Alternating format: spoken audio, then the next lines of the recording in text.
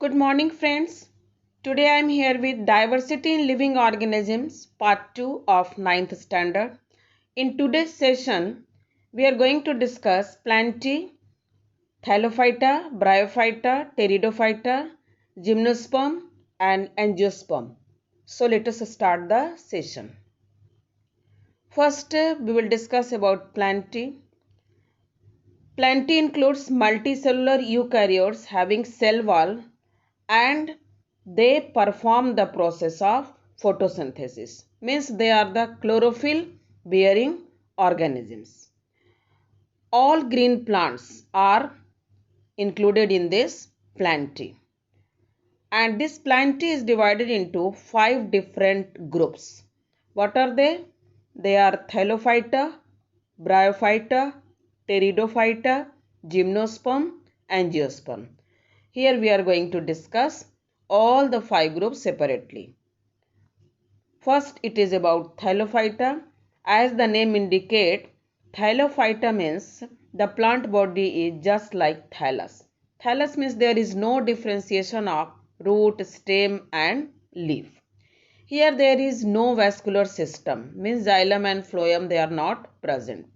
Why? Because they are predominantly aquatic. They are present in water. So from there they can directly absorb the water and minerals.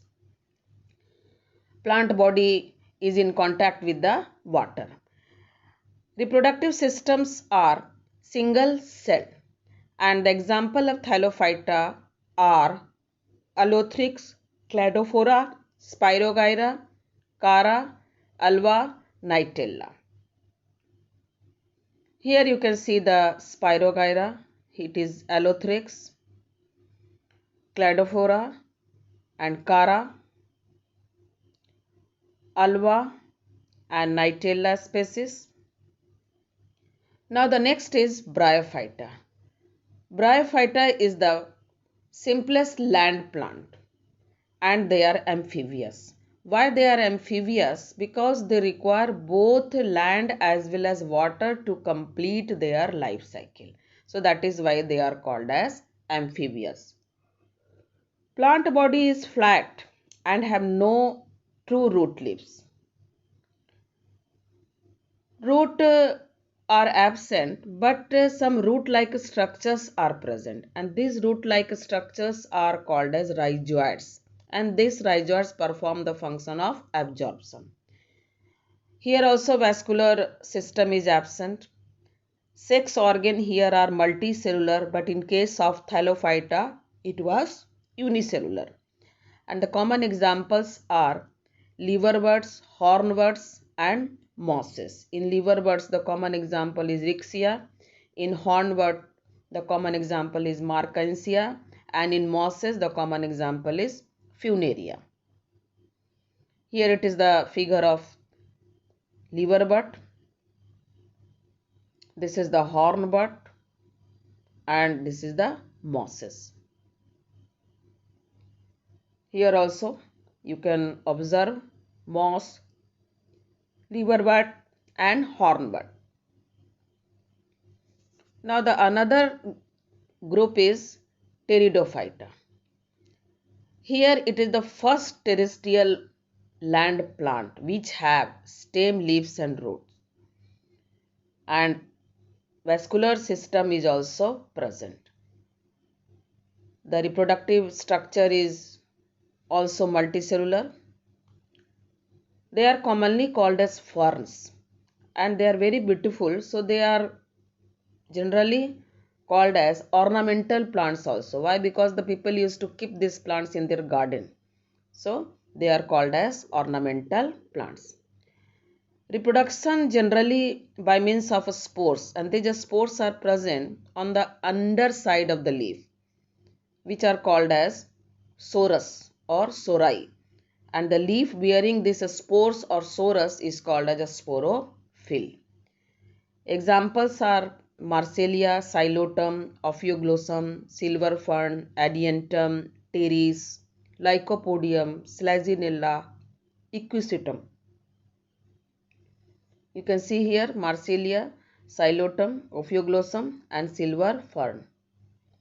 Here Adiantum, Now Pteris Lycopodium selaginella.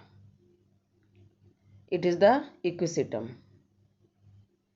Now the next group is Gymnosperm, that is also called as cryptogams. Gymnosperm is made up of two words, gymno and sperm. Gymno means naked and a sperm means seeds. So the plant of this group wear seeds but they are naked. So naked seeds are present. And they are usually perennial, evergreen and woody. Reproductive organs are in the form of cones. This is the specialized features of this group. Means both the reproductive organs are in the form of cone. Vascular tissues are present, but here in this case, xylem lack vessels and phloem lack companion cell. This is the characteristic feature of vascular tissue of gymnosperm. Xylem lack vessels and phloem lack companion cell. And the common examples are pines, also called as pinus, cycas, nitum, ginkgo, ephedra, etc. Here it is about pinus and cycas. You can see the conical reproductive structure in the form of cone in both the cases. Now it is nitum and ginkgo. Here it is ephedra. Now the last group is angiosperm, which is called as phanerogams. Phanerogams means flowering plant. So here in this group, seeds are covered. Angio means covered and sperma means seeds. So in the plants belonging to this group, their seeds are covered and they are called as flowering plants. The plant embryo in the seeds have cotyledons, and on the basis of presence of cotyledon, number of cotyledon, angiosperms are divided into two groups. One is monocot, another is dicot. Monocot means plants with seed having single cotyledon, as for example in rice, wheat and maize. But in dicots, plants with seed having two cotyledons, also called as dicots. And the common examples are green, gram, peas, tamarind, groundnut, etc. Here you can see the cotyledon of monocot and their development, and dicot and their development. In monocot there is single cotyledon, whereas in dicot there is two cotyledon. Here it is a monocot plant and here it is a dicot plant. Dicot plant is Brassica campestris. A is the dicot plant, that is mustard, and B is the monocot plant, that is maize, Gia maize. Here it is the differentiation of pictorial differentiation of monocot and dicot. Seed is having one cotyledon in monocot, whereas seed is having two cotyledon in dicot. In monocot, roots are fibrous root, whereas in dicot it is tap root. In monocot, vascular bundle are scattered, whereas in dicot it is arranged in a ring. In monocot, the leaves are having parallel venation, but in dicot it is having reticulate, that is net-like veins. And in monocot, the flower are multiple of three. Means the petals, sepals, flower parts, they are multiple of three, either 3 or 6 or 9 like that. Whereas in dicot, it is multiple of 4 or 5. Now let us see the difference between monocot and dicotyledon. In monocotyledon, the seeds having one cotyledon, whereas in the seeds embryo wear two cotyledon in dicot. In case of monocot, the leaves are having parallel venation, whereas in dicot, the leaves are having reticulate venation. In monocot, adventitious root system is present, whereas in dicot, tap root system is present. In monocot, flowers are generally trimerous, but In dicotyledons, flowers are generally pentamerous and in sometimes it is tetramerous also. Common examples here you can quote wheat, rice, maize, oat, barley. In dicotyledon, the common examples are pea, moong, gram, groundnut, etc. Now we will see the difference between gymnosperm and angiosperm. In gymnosperm, the seeds are naked, that is not enclosed inside fruit, whereas in angiosperm, the seeds are not naked, they are enclosed inside the fruit. In gymnosperm, the reproductive organs are cones, but here the reproductive organs are flowers in angiosperm. In gymnosperm, xylem lack vessels, whereas in angiosperm, xylem have vessels. In gymnosperm, further phloem lacks companion cell, whereas in angiosperm, phloem have companion cell. This is the outline classification of plants.